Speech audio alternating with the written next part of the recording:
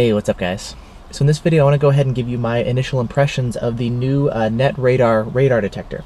This is a remote radar detector that's designed to integrate with the ALP. It's not a windshield mount radar detector. It's actually designed to be installed in the grille of your car to give you a more stealthy install.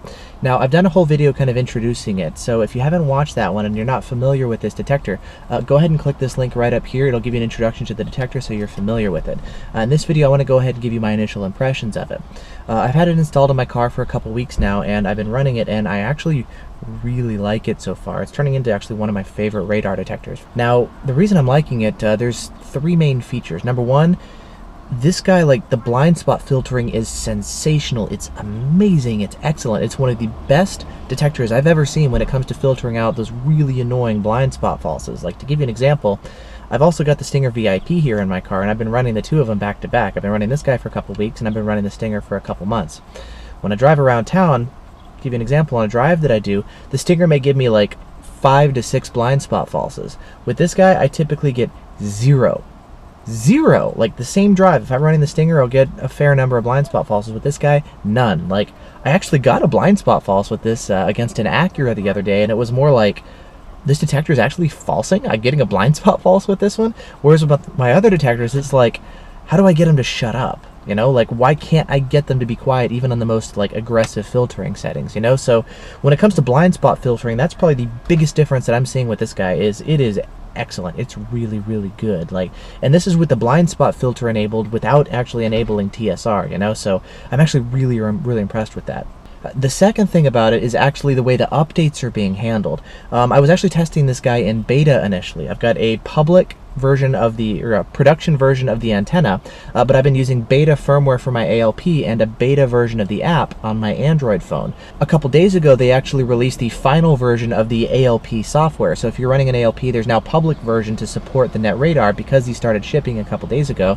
And there's also now the final public version of the Android app. So no longer have to run the beta stuff. But while I was running the beta, there were a couple issues that I found, and I reported the issues, and they got fixed like within a day or two. It's the same thing that we're seeing with the ALP, where, like, if there's any bugs or issues or, you know, improvements that need to be made, they get done quick, which is amazing. That's so unbelievably refreshing, especially compared to a lot of the other manufacturers. It may take months or years to implement these features. With the Net Radar, like, this stuff is getting done within days, so it's unbelievably refreshing, and I can't overemphasize how big of a deal it is to, like, get this stuff running up to speed, where if there's any issues, like, they get done quick. So that's amazing. And then finally, the fact that the price is actually really reasonable. It's $500 to get the antenna, and then the you know, the connection modules like the RG module and the GPS antenna. You need to hook it up to your ALP. So again, I guess I'm comparing it to the Stinger because that's been what I've been running in my car, and like, that detector is thousands of dollars. If you want the second antenna to get you the directional information, you're looking at close to $4,000, you know, whereas this guy, it's $500, and if you want the rear antenna, it's another $400. You're looking at $900, and if you want to find the Bluetooth, you know, let's call it $1,000, as opposed to like $3,500 to $4,000. So it's a lot of detector for the money relative to some of the other options out there, and I'm really impressed with it. So let's kind of go over the basic things that I've been noticing so far. So let's start with testing. Now, as far as mounting this in my car, I've actually had 3 different locations that I've been mounting it.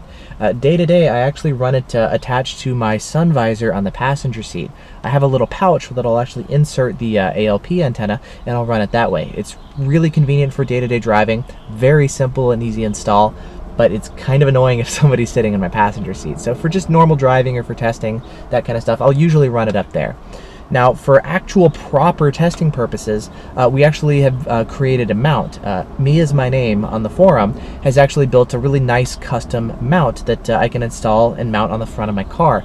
We actually did some testing. I've got the Net Radar, I tested the Redenso HD Plus and the Stinger VIP for long-range performance.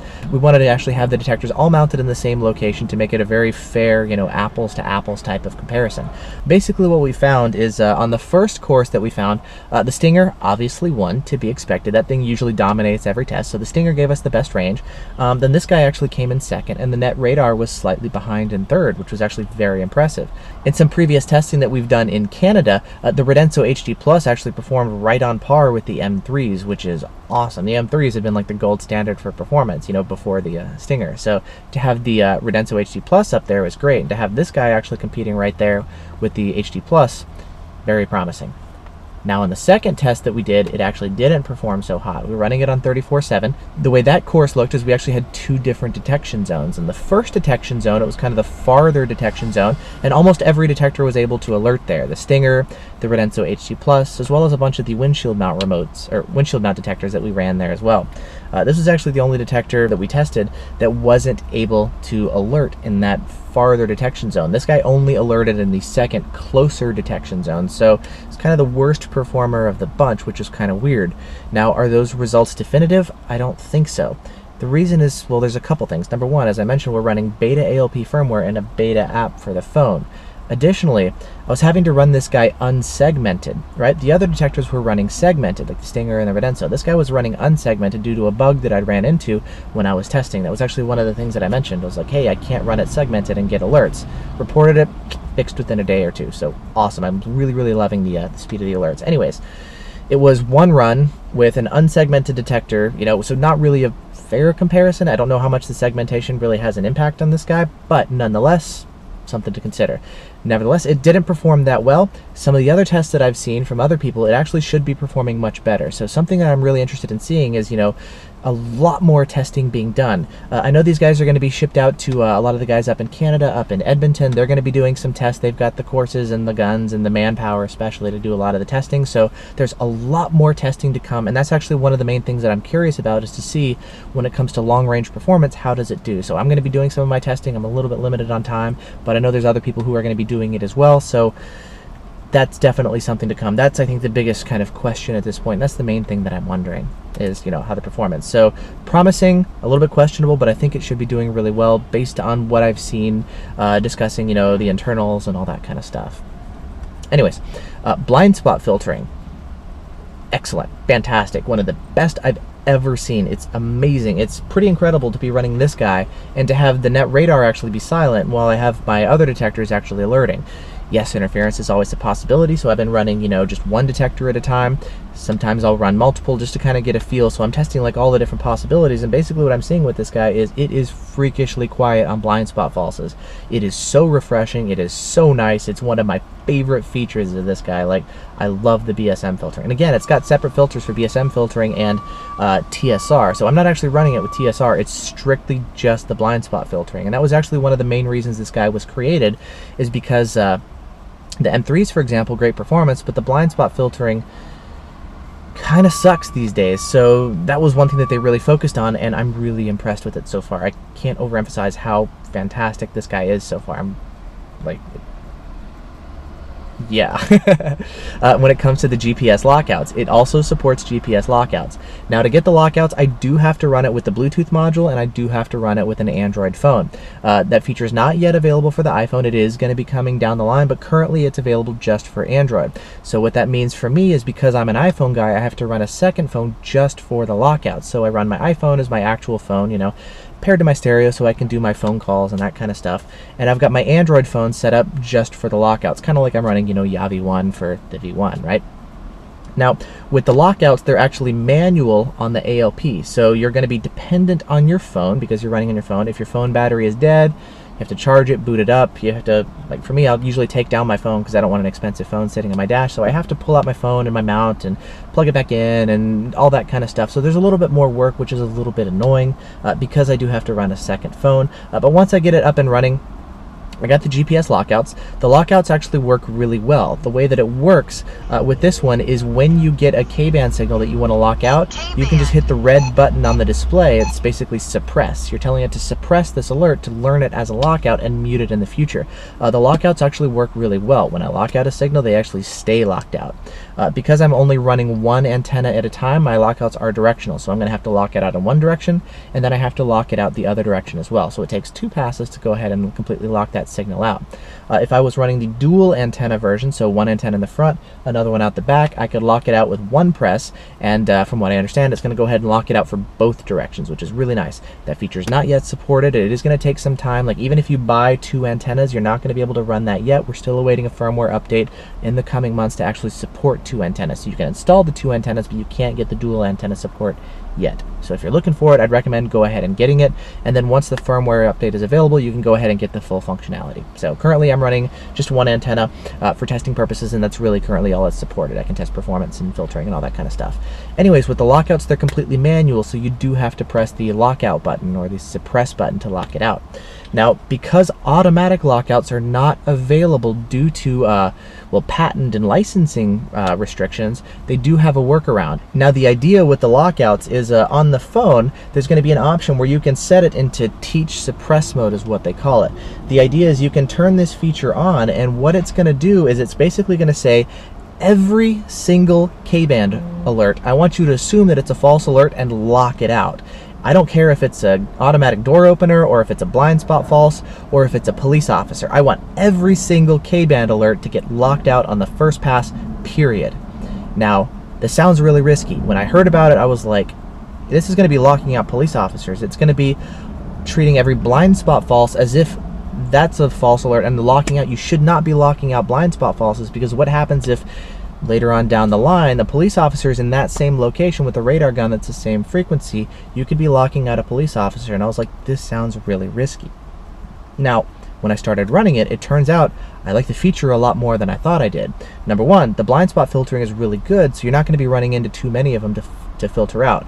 The second thing is where I drive, here downtown Seattle, there's no K-band radar that's in use, period. Every single alert is a false alert. So what I can do is, instead of having to disable K-band altogether and then maybe accidentally forgetting to re-enable it, I can just tell it to go ahead and learn every single alert to be a false alert. So I can drive around downtown, I can drive to the grocery store or run my errands or whatever, and it's going to learn everything on the first pass, which is actually great. I don't have to keep telling it lock out, lock out, lock out, lock out. It just learns everything, which is awesome. So I'm actually using that feature a lot.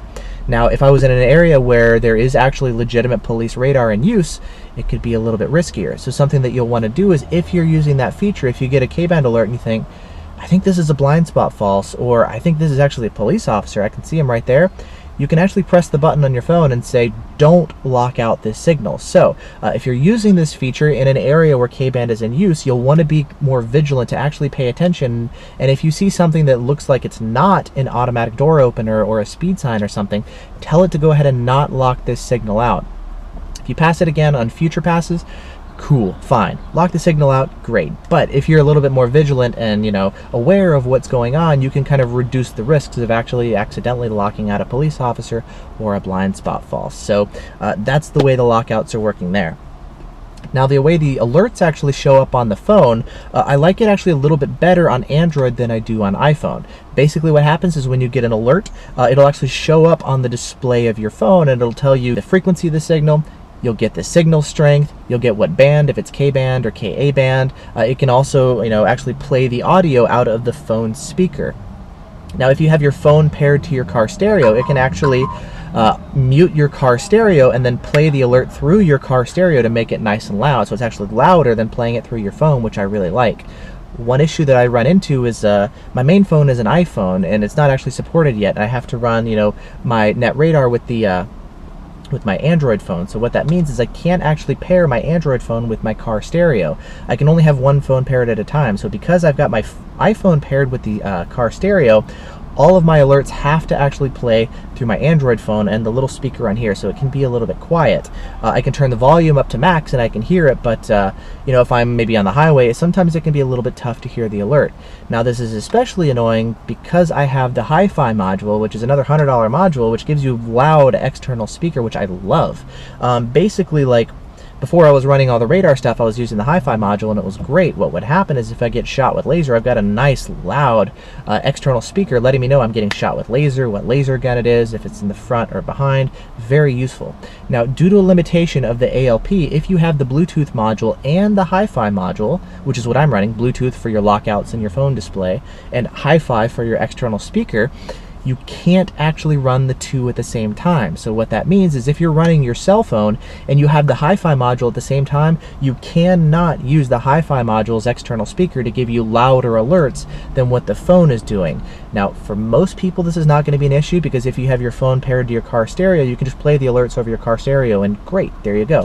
Hopefully you don't have your stereo turned down, But nonetheless, with me, I would like to be able to have my phone be my lockout and my display and play the alerts through the hi-fi module, but that's not actually an option, and it's a hardware limitation of the ALP. It's not something they're going to be able to change, so that's something that's kind of annoying. I wish they could change that, but whatever. Another thing that I would like to see changed is there's an alert LED that comes with the ALP, and I really, really liked it with just laser. The idea is when you get shot with laser, it'll actually light up and let you know when you're getting shot. When the police officer lets off the trigger, the LED will turn off. If you get shot in the front, it glows red. If you get shot in behind, it glows yellow. So it's very, very helpful. Now that LED, now that I have a radar detector hooked up, it's also doing double duty with radar, which means every time I get a radar signal, that LED is also lighting up, which is kind of annoying. It also lights up when I get even a locked out signal. So if I'm driving around town, I've got this LED that's glowing actually all the time, because if I'm coming across a lot of, automatic door openers driving around downtown, I'm getting a lot of K-band falses, and so that LED is glowing constantly.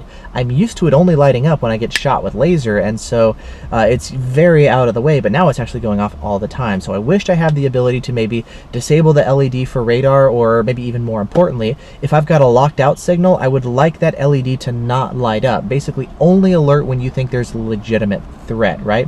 If I've got a locked out signal, I would prefer it to be turned off. So that's a feature that I would like to see implemented, just to kind of dial down the visual noise factor, So that would be something that's really nice that I would like to see. Now, as far as the updates, as I mentioned, there were some updates, like when I was testing, I wasn't able to use band segmentation, and that feature has since been corrected. It was an issue actually with updating on the ALP's website. Now, any sort of issues that I'm seeing like that, things are getting corrected really, really quickly, which is such a breath of fresh air. It's so nice to have a detector that's being updated so frequently, and if there's any issues, they actually get fixed. Are you kidding me? That's amazing. There's so many other detectors that I'm using, and I give plenty of feedback, and stuff either doesn't get done at all, which is a pain in the butt and feels like a waste of my time to be submitting feedback sometimes, to be perfectly honest. Or if it does get done, it takes months and may even break some other features. I get a fix for some features, but now some other ones are broken, or they don't get implemented properly. So I like the fact that things are just getting done well. It's like the ALP. It works well. You don't have to mess around with it. it just works. And if there's any issues, they get fixed quickly. And I'm like, this is so nice.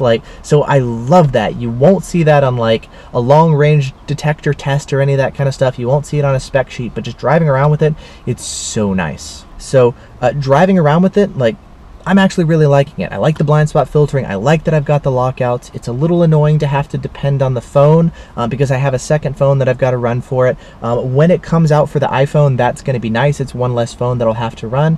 But I mentioned it actually works a little bit better on Android. The reason is when you get an alert on Android as an OS has the ability to take a background app and bring it up to the foreground. So you're going to get the notification of hey, you're getting shot with laser. You can just tap on the phone screen to JTK. Or, hey, you're getting a radar alert. If you set it up to notify you, you can see the frequency and all the information right there. With the iPhone, the way that it works is when you get an alert, you're going to get a notification that pops up, and you're going to have to press the notification to bring that app into the foreground. Then if you want to see the frequency of the radar signal, you can look. If you want to JTK, you're going to have to do a second press to press on the phone screen to do that. In the heat of the moment, I don't want to have to be trying to press on a little notification banner and then a second press to kill my jammers, right? I don't want to have to be dealing with background notifications. I'd rather the app pop up into the foreground. And this is something that Android can do, but iOS cannot. So I prefer Android overall for that reason primarily, right? Now, actually running it day to day, it's really nice. I like the fact that when I start up my car, I can have Llama running and the app starts back up and everything just reconnects automatically. It's very nice. Every now and then, sometimes the reconnection process does not work and I have to manually kill the app and reconnect. So that can be a little bit annoying. I would prefer something that's completely automatic and ideally even not requiring my cell phone at all. That would be great, right? The Stinger can do that, so I'm not dependent on my phone. I get my lockouts without having to require a phone. The lockout's completely automatic. I don't have to manually do it unless I want to. So yeah, the Stinger offers more. It's got better performance. The blind spot filtering isn't as good, but it doesn't require a cell phone, and the lockouts are automatic instead of manual, so yeah, that's obviously great.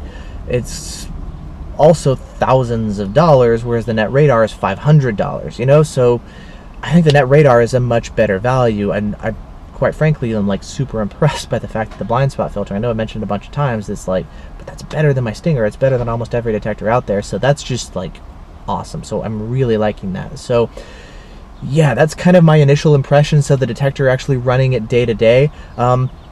I'm actually really liking it. So at this point, what I'm going to wind up doing is, once I get all my testing completed, I want to test it at different heights. Maybe mount it high, maybe mount it in my grill, mount it low. I want to test different locations, which is why I haven't permanently installed it. But I'm going to wind up putting it in my grill, and I can switch between the Stinger, the Redenso, the Net Radar. It's going to make it great. I can run whatever detector I want.